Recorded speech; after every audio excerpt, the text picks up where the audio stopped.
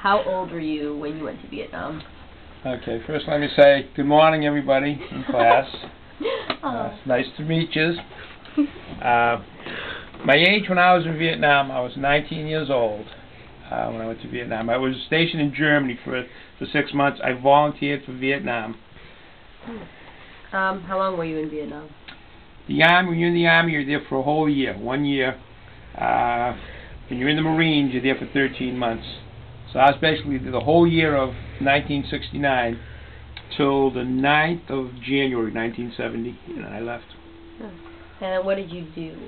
I was in the Signal Corps, and the Signal Corps is you do communications of all types, and mostly with the radio teletype.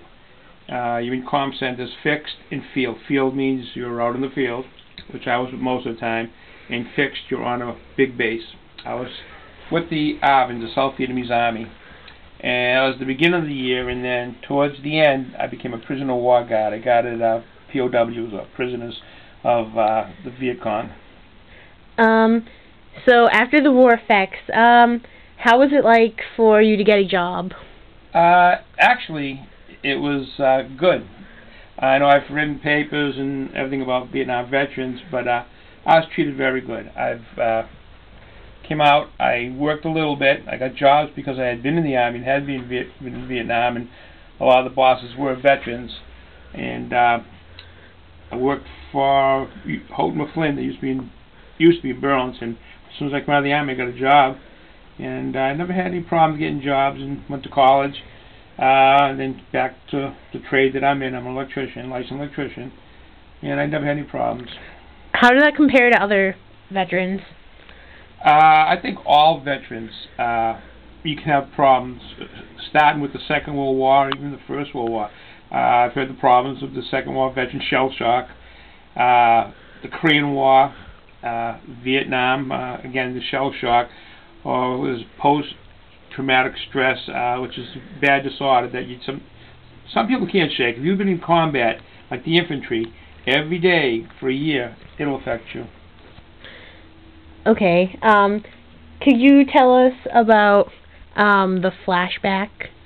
Yeah, I wasn't in combat that much. Like I said, the enemy came after us because I was in the Signal Corps and I was at bases.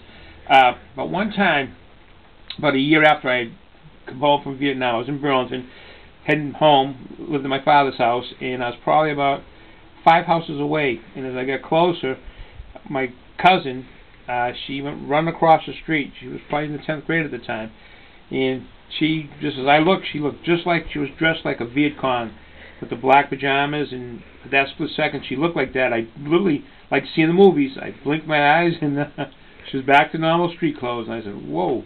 That was the only time that's ever happened to me. Could you tell us about your phobia? Yeah, that's true. When you're in the first going to the Army, you go through basic training, and they teach you how to stay alive, and how to kill, and how to survive in a war. And one of those things that they teach you, basically, is where to be to not get shot or killed. And if there's a field, and there's trees, you don't walk out in the field. You go with the trees. So to this day, if I have any open field, or any open area, even a parking lot, I can't walk straight across a parking lot. I got to go to the perimeter, the edges. If there's cars, I just have that. It stays with you. Tell us about your shoes. Okay, the shoes is, and I still just do this to this day. Naturally, being in the jungle, there's all kinds of insects, snakes, big spiders, anything that's in there. Most of them is poisonous.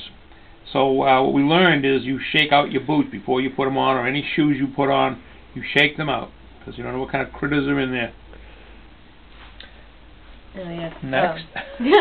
How do you think the Vietnam War compares to the Iraq War now?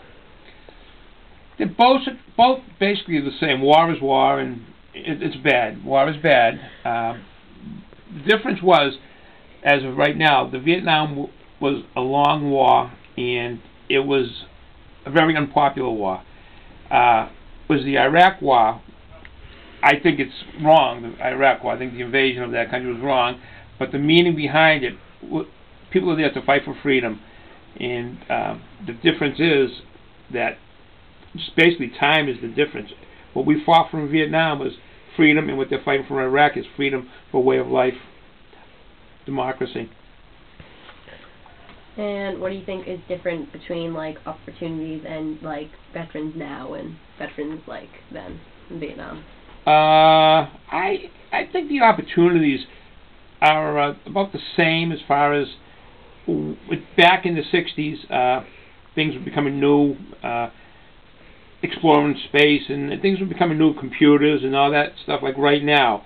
And I think you learn a lot when you're in the service, whether it be the Army, the Air Force, or the Navy, or any of the services, and they prepare you now versus the Second War. They just dumped all these guys out into society looking for jobs. I hope that answered the question. I didn't figure it out. You told us a story about the rifles and then the like Hummers in Iraq. The difference between the weapons, like the bad weapons in Vietnam. Yeah. Yeah. There's a comparison. Okay, that goes. Okay, the comparison of Iraq and Vietnam. Vietnam is we really didn't rush into Vietnam, but we weren't prepared for the war the way a jungle warfare. We were prepared for urban warfare, like what happened in Germany during the Second World War, city warfare.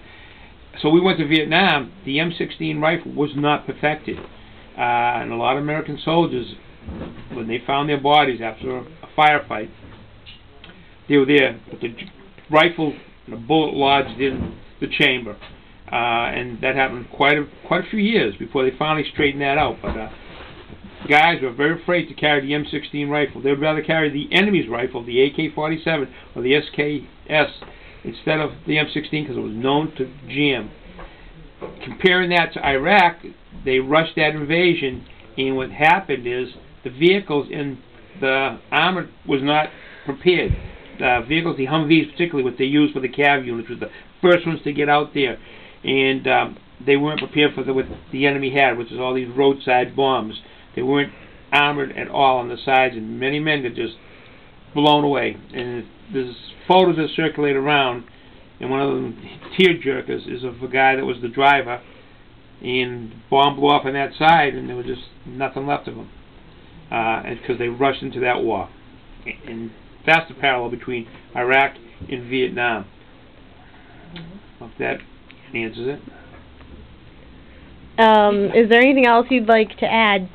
Yeah, I think coming from this part of the country, New England, because we have the Route 128, the belt that has all electronic companies and so forth. When I went into the Army, I at least had a good enough education from Burlington High School. I graduated from Burlington, and that got me in the Signal Corps.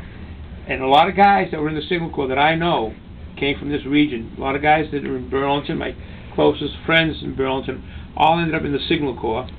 Guys that are in towns around us, Arlington and Woburn, and all these towns, people, they all ended up in this, within electronics or the Signal Corps or something like that. It shows the education level of why they picked us for the Signal Corps, and that helped. That helped a lot. Okay, is that it? You thank a teacher. Oh yeah, the thank teacher. Yeah. Would you like to say that quote? Yeah, like I say, if you can read this, whenever you're reading, you thank a teacher. If you're reading it in English, thank a veteran.